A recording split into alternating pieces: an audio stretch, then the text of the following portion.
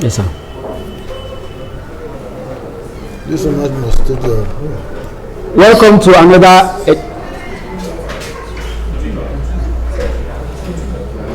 Welcome to another edition of Under the Mango Tree. We have a special guest with us today in the person of Prince Kazeem Afegbua. Prince Kazeem Afegbua is a renowned chieftain of the People's Democratic Party, that's the PDP.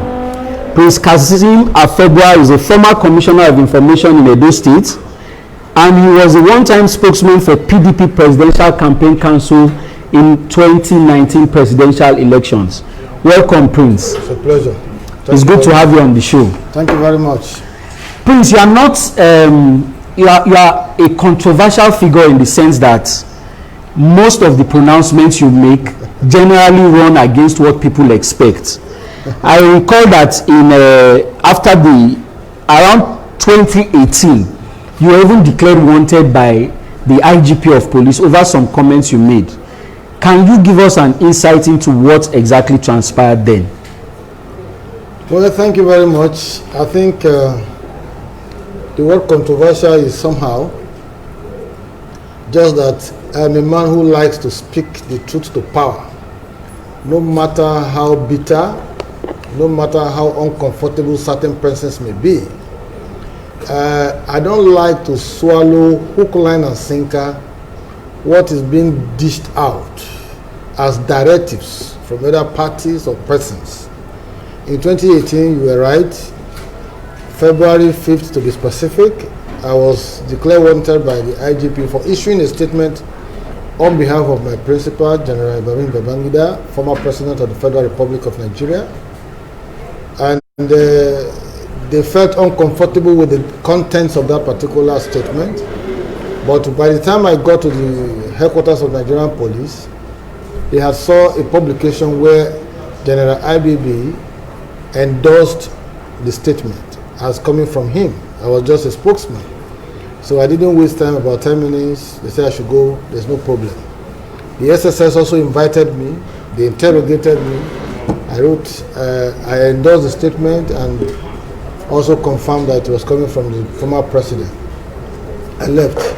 But you know, we're in a society where truth is very difficult to contend with.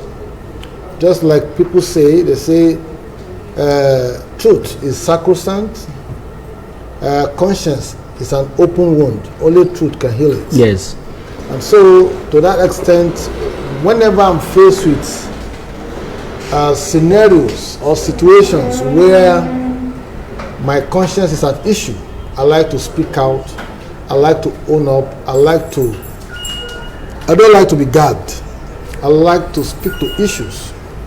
And that is why in recent times, I'm sure a lot of people found it curious that I'm supporting a candidate of another party as opposed to the one from and of my party. So I've given my reasons, and those reasons are sacrosanct.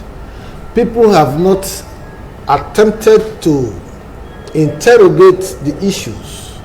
They have come after my person and my character. They've been attacking me left, right, and center.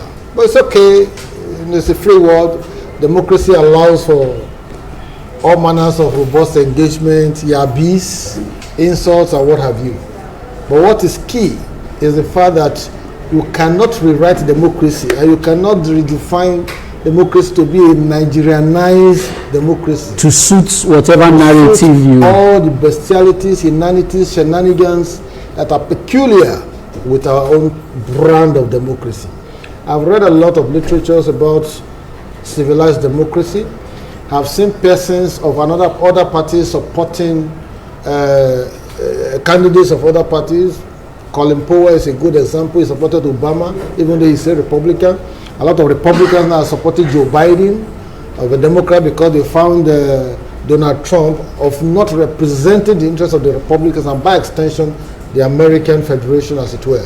So to that extent, I am faced with two choices. The choice of Obaseki as a governor who has served 4 years, and the choice of Pastor Musaji Ize-Iyamu, who is coming in to contest for the governorship. And I can tell you without any iota of doubt that I have tasted the governance style, idiosyncrasies, nomenclature of Obaseki for 4 years. And I can conclude without missing words that he has not represented the aims, wishes, and aspirations of my people, my community in those 4 years. So I found my dissonance. And dissonance is what you form when you have tasted a product. I've tasted the Obaseki product. I have found the product to be unhealthy for me to swallow.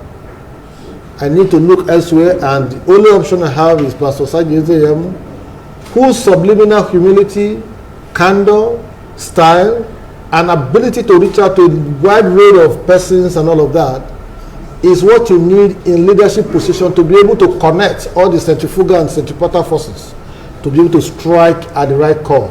So in driving the Edo narrative, you need an individual who understands the mechanisms and dynamics of governance, who is not going to scam us, who is not going to play politics of Obubuyaya or leadership of Obubuyaya, which is the more you look, the less you see, who will tell you, I'm going to do A, and is going to do A. If he's not doing A, there has to be a reason why he's not doing A.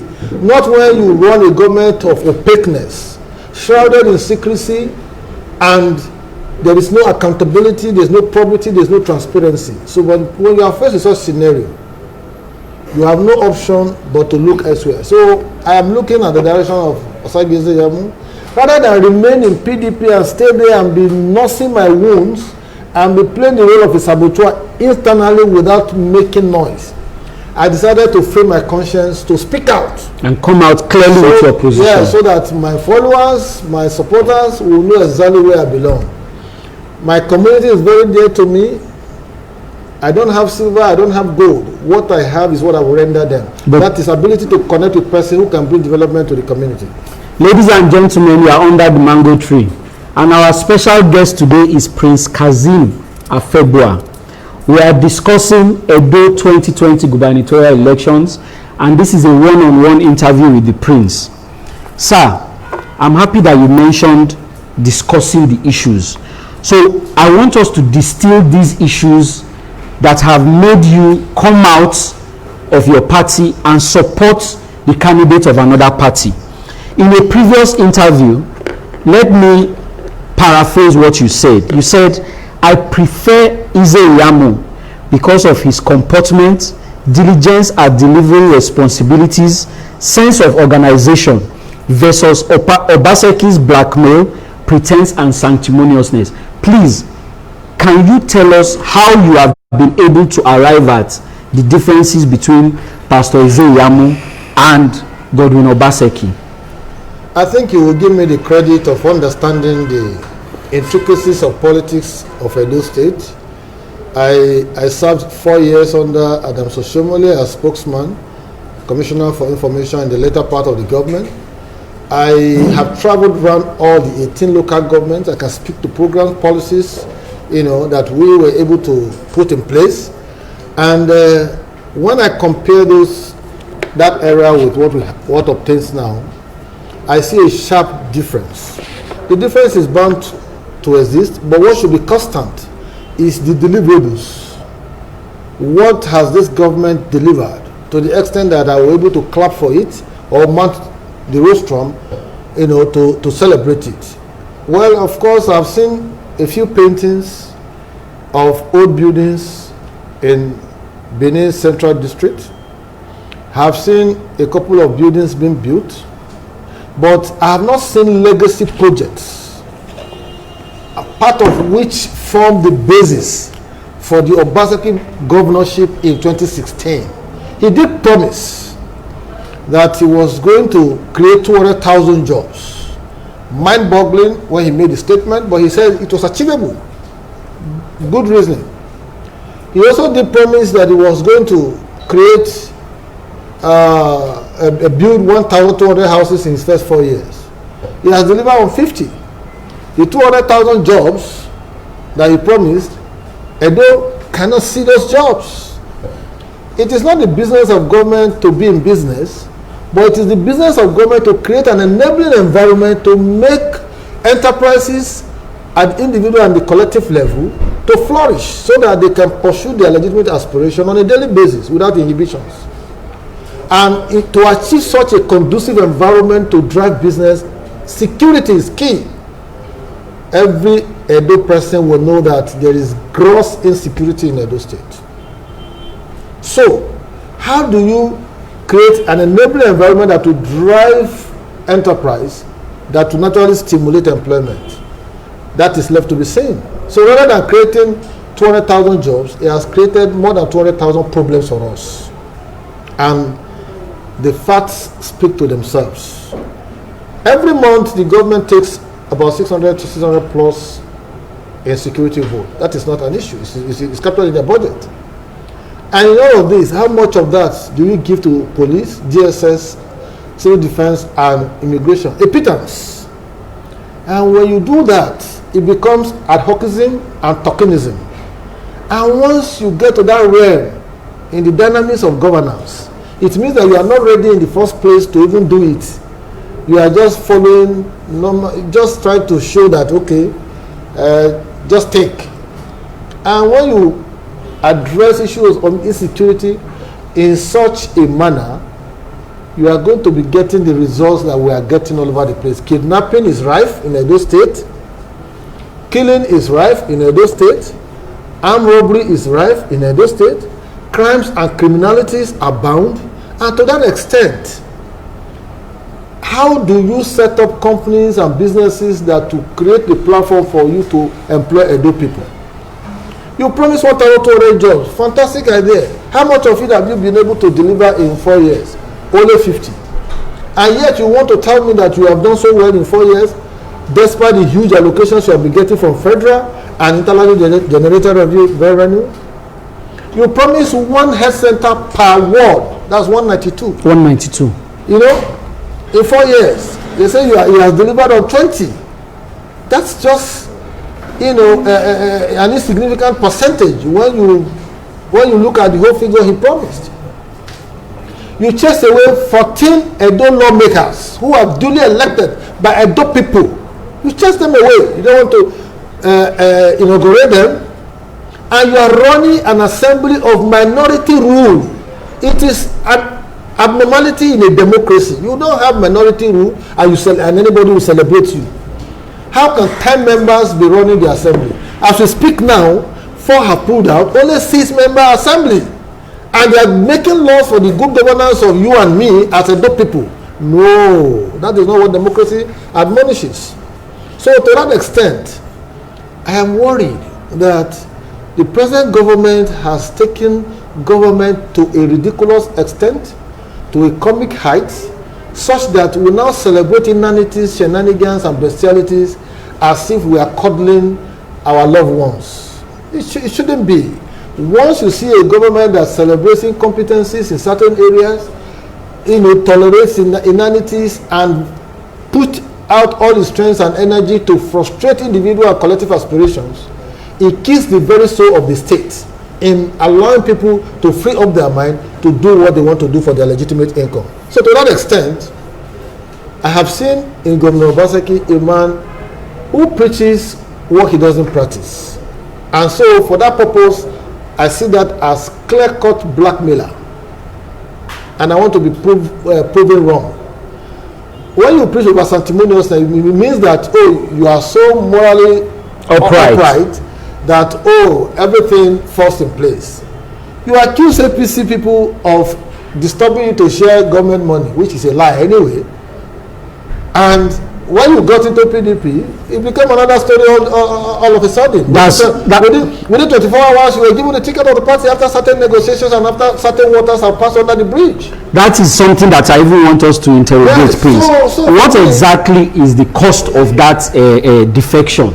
No, it's not about the cost. I don't know the pocket, but at least I know that something passed under the bridge. A lot of money exchanged hands. Yes, that's the truth. It was so bad to a point that the governor of Rivers State accused his own party of being tax collectors. Well, that is to tell you, to confirm in very clear terms the symptoms, the realities, and the signpost of what transpired. You know, it is, for me, as a member of PDP, I found it very ridiculous, very self-serving, and some kind of self-righteous indignation on the part of the party to be criticizing APC on the one hand on certain issues that fall within the conditionalities of sanity and morality.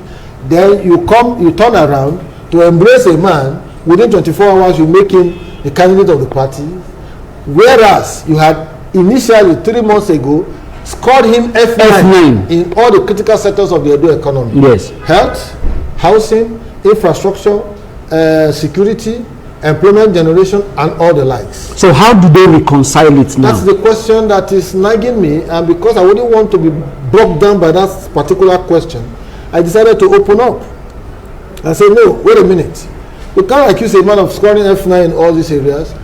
We can't also have taken this same man to court in 2016 as a party to challenge his qualification, and because you feel that he has government money to spend, our collective patrimony, then you now embrace him all of a sudden and say, when you ask questions, they say, no, go and sit down, we are looking for somebody who has money to spend, and it's an incumbent government that has money to spend. That, just leave that one. I've come to a stage in my life that I need to own my conscience. I don't want my conscience to belong to anybody else. And it is conscience that defines your content and character.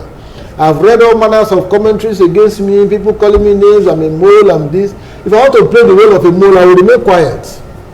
And I'll be feeding the opposition, the other side, what they want to hear. While enjoying the largest. While enjoying the patronage of government. But for me, as an individual, I like to be my own man. I don't want to, I can look at the face of anybody and talk hell or trash to you. And for me, 4 times Obaseki came to my village. 4 times he promised I was going to complete the road projects in my community of Okpela. 4 times he disappointed us. He dashed our hopes. And we are left with nothing but flooding and erosion, especially at this period of rainy season. So to that extent, you can't expect me to mount the soapbox and be clapping my hands for a governor who spent 4 years without adding value to the lives of my people. Our schools in Okpela are exactly the same position that Comrade Adam Soshimele left them. 1 secondary school has closed down completely because there were no teachers. We have 4 secondary schools now left in the community, and those 4 schools that are left are without adequate teachers. One has 4 teachers, another one has 3 teachers, another one 3 teachers, another one 3 teachers. What they do is to recruit corps members who will assist, or we will recruit temporary teachers who will assist. Yet the government will come out so loud and say Edo best. Yes, the Edo best policy is it not coming into Okpela? No. It's not even anywhere. They just went to one secondary school, they beautify it, they carry a laptop or iPad, they give to teachers, they snap pictures, they send to their foreign partners. Oh, we are doing Edo best. How do you promote e-learning, what do you call tele-learning, where there's no electricity, there's no internet connectivity and all of that? How do you do that? You say you are under COVID pandemic, you are doing e-learning. Yet we don't have internet infrastructure. Computer laboratories are not anywhere in our secondary schools. Even one child that we started under Adam Soshimele has not been completed. The schools that were renovated in those times, some of them have been abandoned. So what are we talking about? Why do you have to deceive the public? Benin Technical College is right there in the heart of Benin. You told us that you're going to fix it within 2 years and all of that. 4 years down the line, it has not been completed. And you got a grant from the Canadian government. So rather than play with the sentiments and sensibilities of Edo people, you are supposed to come out openly to explain to them why you have failed to deliver on your promise, so that people will hold you accountable to your words. But when you told the Edo people that you are going to create a Gologolo port and create a dual carriageway 10-lane road that will move from Gologolo port to Okpela, people's hopes were high. In the final analysis, you didn't even build 1 kilometer of that road. The Gologolo port is still there with boats and canoes. There's nothing like port. So who are you fooling? So for me, I understand the politics of Edo so well, know the projects that are in Edo so well, that not one governor can fool me. And so having seen the length and breadth of Governor Obaseki in 4 years, I cannot come around to say I want to support him for this. At any rate, in his first 2016, I didn't show him much support because I told them that Governor Obaseki was going to cripple the politics of APC, as it were, and become, a sole benefactor in a process that threw him up without him putting so much. But how did you have that foresight? How did you arrive at that foresight? It's about the psychology of persons, and when you run the psychoanalysis of human beings, you know certain elements. For a man who I was in government with for 4 years, it's enough time for me to form an opinion about each and everybody who participated in that government. Okay, you were in the government when he was in the economic team. Yes. I spent 4 years with them. So I could see the sequences of persons. I know the character of each and everybody. I interact a lot with people, and it don't take me time for me to know who you are once I'm able to interact with you 1 day, 2 days, 1 week, 2 months, and all of that. So I told Adams Oshomole, you have to be careful with who you bring to succeed you, because you see, when leaders are exiting power, they contemplate their successor the way they contemplate death. That is what Roosevelt said, former American president.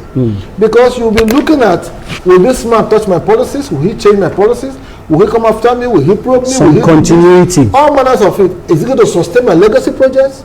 And the reason why Adams chose him was because he felt that he was already part and parcel of the power process in Edo State. He spent 8 years with him, so he understands all the variables that factorize to deliver the achievements of Adams Oshomole. So having him on board would mean like continuity. Those projects have not been completed. Like the Central Hospital that has become so much of an issue. Central Hospital is 75% completed with equipment and everything, opening for public use. You are refusing to open it. That place was built by taxpayers' money. You have no reason whatsoever to close it. And when you were going to open it, you handed it over to a Delta man to be the consultant. There are quite a number of Edo people who can do that, who can do a lot of things, who can handle a lot of things with respect to medical management. But we are not seeing this. And at any rate, we want a governor who will promote the Edo interest, who will promote Edo people rather than pulling them down. Only today, I was reading a 2-page advertorial by Captain Musa Okumbo, a wealth creator, a distinguished Edo son, an employer of labor, a lover of peace, complaining about all the actions and inactions of Governor Obaseki at trying to pull him down. Yes, he pleaded to be left alone. Yes, from his pinnacle of glory to the garbage bin, all because you felt Captain Musa was going to contest governorship with you. Is it your birthright that you must seek governorship for second time? Is it possible that you must be given the stuff for second time? Edo people must speak.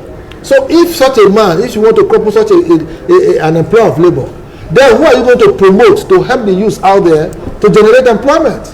That's one. Two, Dr. Pius Egberawo Odubu was deputy governor for 8 years.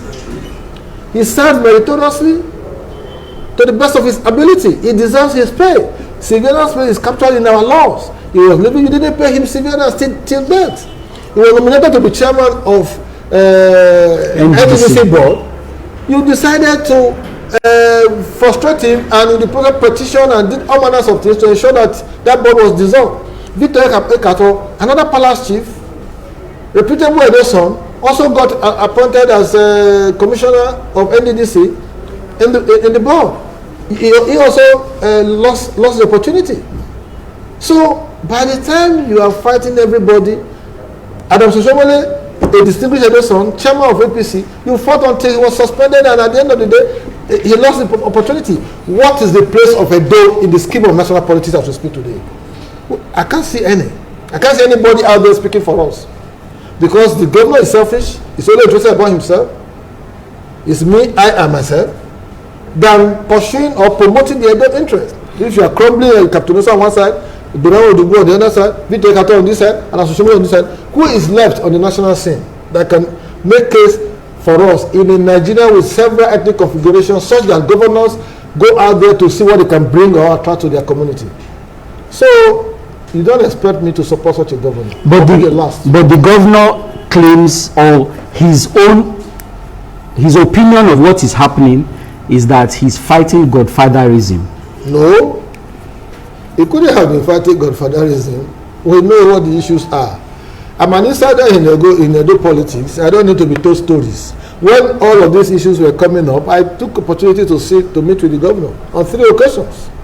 And when I met him, he gave me his own viewpoints. He told me his he told me his feelings, what are the issues, and I also met with Oshomole on 3 occasions to discuss the issues, because I told them that Edo State was being put in the news for the wrong reason. Every day is Edo. They know that you open newspaper in the last 2 years that you don't see Edo news, and they are not palatable news that will naturally stimulate investment. They are news that will naturally scare away investors. Yet you say you want to develop Edo, but you have not gotten your politics right. You want to get your governance right. No. In driving contemporary development, in driving growth and creating opportunities for investors, you must get your governance right and your politics right, so that the two of them, when you marry them, you create a stability that will promote investment opportunities for those who want to come and do business in your state. But once they see that you fight every day, there's kidnapping on the other side, there is armed banditry, there is armed robberies and what have you, they'll be scared. Don't forget that the Edo State names featured almost on a regular basis in terms of travel advisory of embassies and what have you in the country. So because it's a transit point to everywhere in the country. Transit. So if you don't get your acts right, you are going to scare away everybody. Come talking about godfatherism. What is the meaning of godfatherism? That a man supported you, campaigned for you, danced on the pole, dispersed energy, a lot of people, coordinated people and all of that, and you go there, you start stabbing him. I gave out a prayer recently. Nobody could say amen to me. I said, may anybody whom you have assisted in life to grow, may they stab you at the back, betray you, ridicule you, and disgrace you. I said, please say amen. Nobody said amen. Nobody. I won't say amen to such a prayer. Thank you. Then why does anybody want me to say amen to Obasanjo's second term? I cannot say amen to a man who has done all of this to somebody who was his benefactor. So it is good for us to understand the issues. There's nothing like godfatherism anywhere. Godfatherism is just a mindset. People come out to help you in life, in politics, in business, in sports, everywhere. Even within the family. There are a lot of people who want to travel overseas for greener pastures as footballers. When somebody carries them to overseas and you call them godfather, you get there, they stab the guy at the back. Then you want to celebrate that man. No.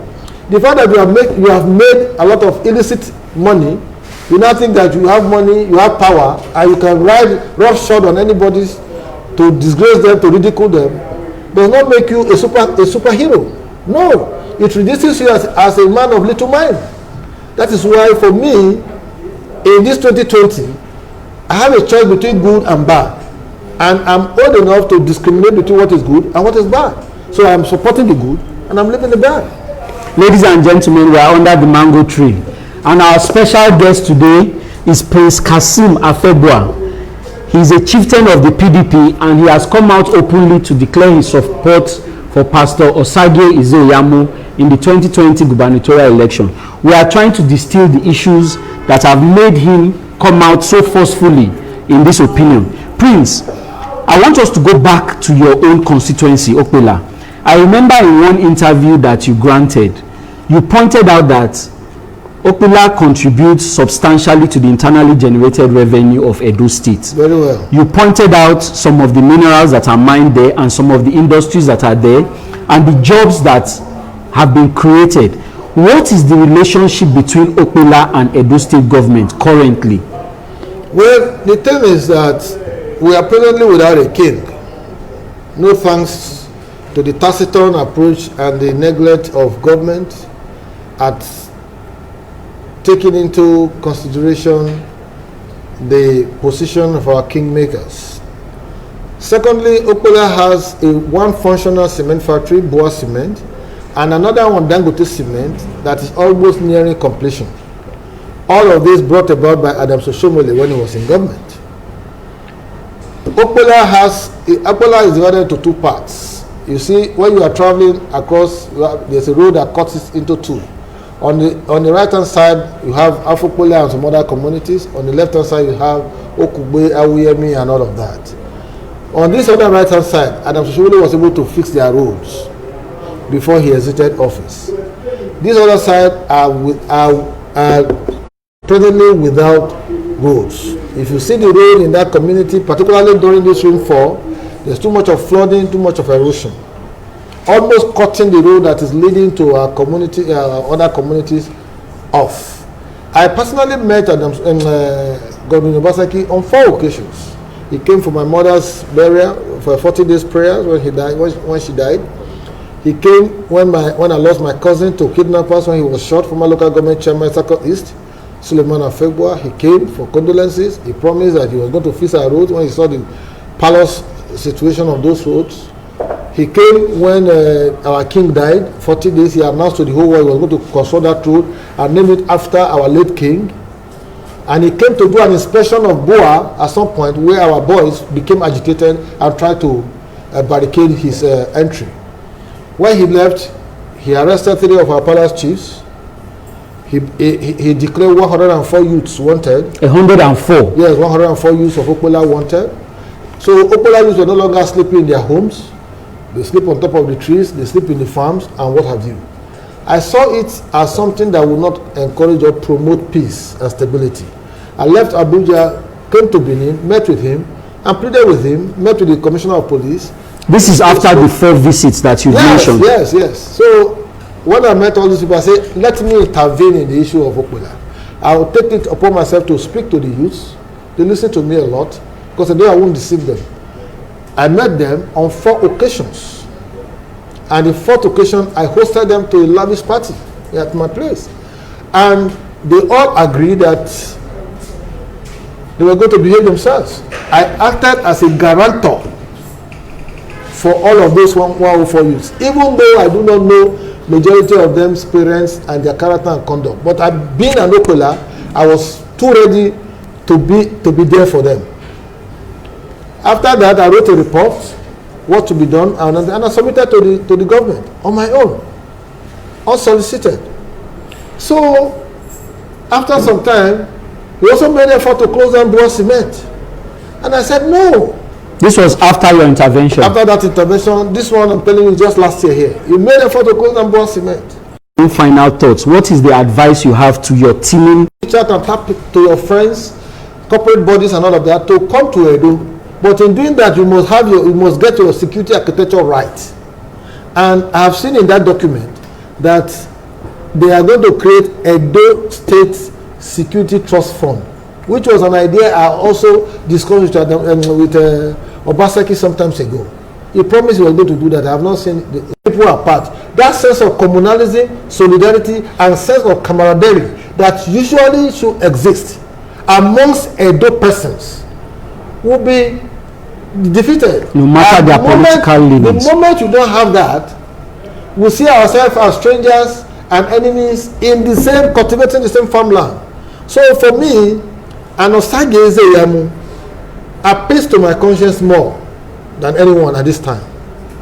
I am not leaving PDP. That's the funny aspect of it. I am not going to leave PDP. I'm going to remain a member of PDP, but I just want to make a point to the party that next time you don't impose people on the whims and caprices of people without interrogating them, without giving them the opportunity to also make contribution. So that in the final analysis, it will be a lesson for democracy, it will be a lesson for all of us. So on a final note, I'm calling on my supporters, my followers, my friends, associates, for those who said I scored 7 votes in last election, they should go and look at the records of Okpola presidential elections. Out of 4 wards, we won 3 wards. And the 4th ward, they defeated us with 4 votes. It has never happened in the history of Okpola in the last 20 years. It has always been the party in government. But an opposition party, PDP, came, and we did that in the presidential election. So when I see people say, I scored 7 votes, I just laugh. I just laugh. You cannot describe me with unprintable names because I try as much as possible to live above board.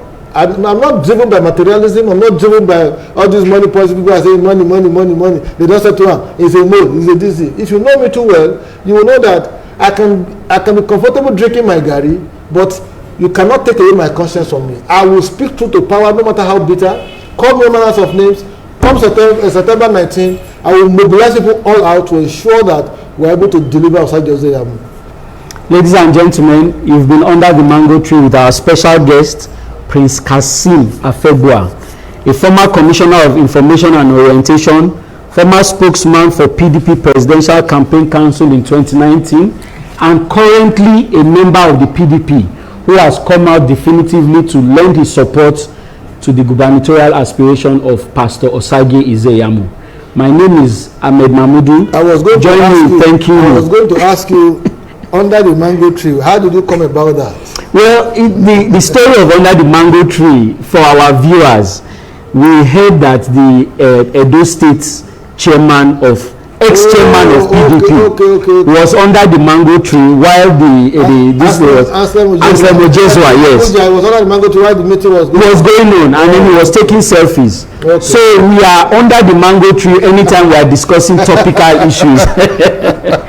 So thank you very much for your presence, sir, and we look forward to having you again. A final thought. Yes. Please tell PDP to go and campaign. They should not be looking for ex-militants who are enjoying their peace now to come and say they want to lock down Edo State. Or removing billboards.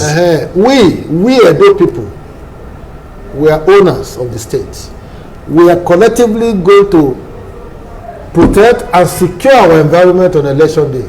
Nobody, and I repeat, nobody has monopoly of violence. You've heard it all. Our special guest has been Prince Kazeem Afegbua, and my name is Ahmed Mahmoudou. Thank you for joining us under the mango tree. Until we come back again, remember COVID-19 is real. When you leave your house, wash your hands as often as possible, put on your face mask, and maintain social distancing. Have a good evening.